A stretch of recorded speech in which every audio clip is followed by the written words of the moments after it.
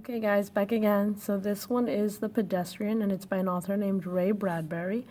And basically, the story starts off with a guy. His name is Mr. Mead, and he's walking down the streets, right? And you'll see there's a lot of figurative language to kind of give you an idea of what the streets are like. But we can notice that it is pretty desolate, pretty empty, because he compares it to a graveyard. That's pretty intense.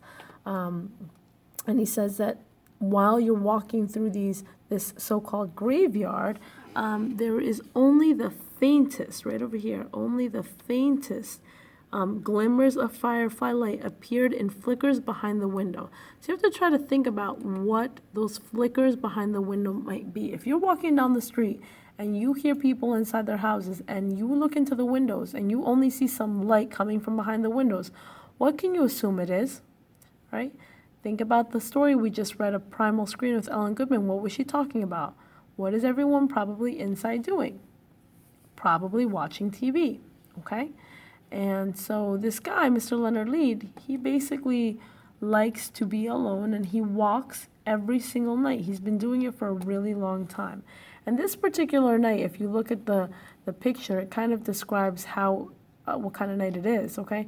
It's 8 o'clock. It's November, right? There's a bunch of bricks, and Mr. Mead is just walking. It's a little cold, it's a little dark, it's not like a beautiful day. So it just gives you an image of what it looks like, all right? Now, Mr. Mead is walking, and as he walks, he hears something in every house that he walks by. What's up tonight on Channel 4, Channel 7, Channel 9? What are the Cowboys rushing? Where are the Cowboys rushing to?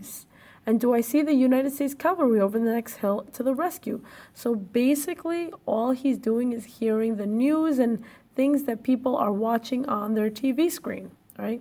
The street is silent and long and empty, and it only has a shadow that's moving like a hawk. He describes how like absolutely plain it is, plain referring to a large flat land. And then as he's walking, it's now 8:30, and he wonders, he's like, time for a dozen sordid murders, a quiz, a review, a comedian falling off the stage.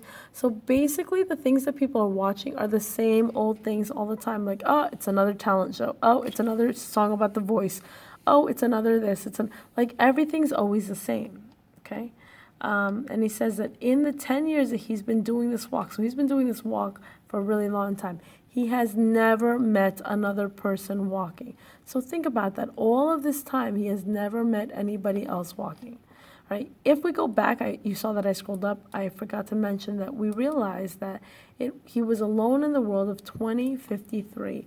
So at this point, this story takes place in the future. All right? So in the future, 2053 is when Mr. Mead's society is basically stuck on TV, right? So he continues to walk. Let's see, where are we? Okay. And then all of a sudden he gets to this point where there's a bright light, and the bright light ends up being a car, all right? And so the car comes up to him, and there's a metallic voice, metallic meaning like robotic voice, that says, stand still, stay where you are, don't move. So he like puts his hands up, and he's like, but mind you, he's only walking in the streets, and it's only like 8:30. It's not like it's super late.